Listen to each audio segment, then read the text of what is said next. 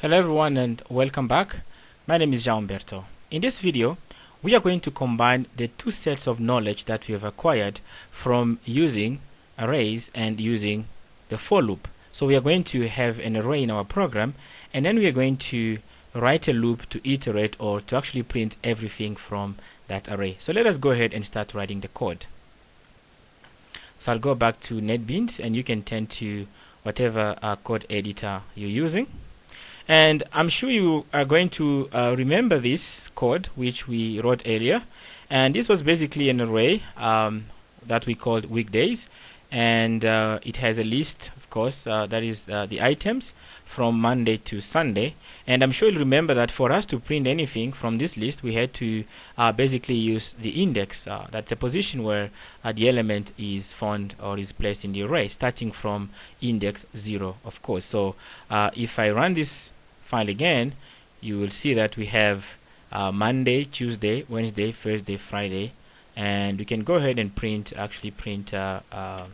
Saturday and Sunday just by copying and pasting this. And I'll be of course copying and pasting when necessary so that we can save some time when I'm recording on camera here. So I'm just going to go ahead and run this file again. And of course now you can see we have from Monday to Sunday. But wait a moment, just look at this. This is 7 lines of code which we had to write, okay, to print out everything. Okay, so that's okay for now, but let us go back to the loop and see what we did again.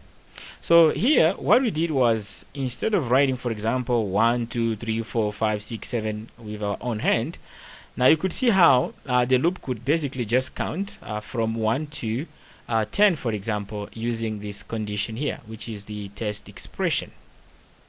So I'm just going to run that again, and you can now see down here that we have 1, 2, 3, 4, 5 up to 10.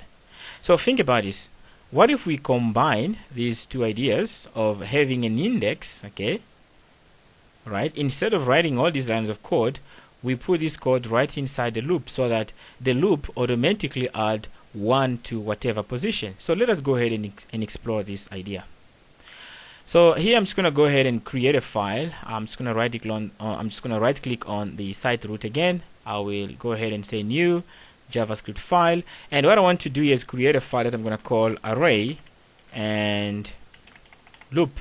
That's going to we'll be using the for loop, of course. Okay, so I'll just go ahead and clean up the file by removing all the generated comment. And so inside here, I'm just going to go ahead and copy. This entire array variable and its element. So I have that array right here on this file. So I'm just going to write a loop now. Instead of us doing things like this, okay, console.log weekdays, for example, at 4, instead of us trying to do this, run this file, and then we have Friday. Instead of us doing this, I can just wrap a loop around this. I can just actually write a loop, okay.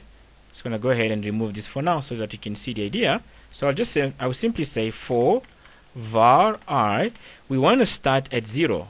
This is not like what we did before. Here we had to start at 1 because that was the requirement.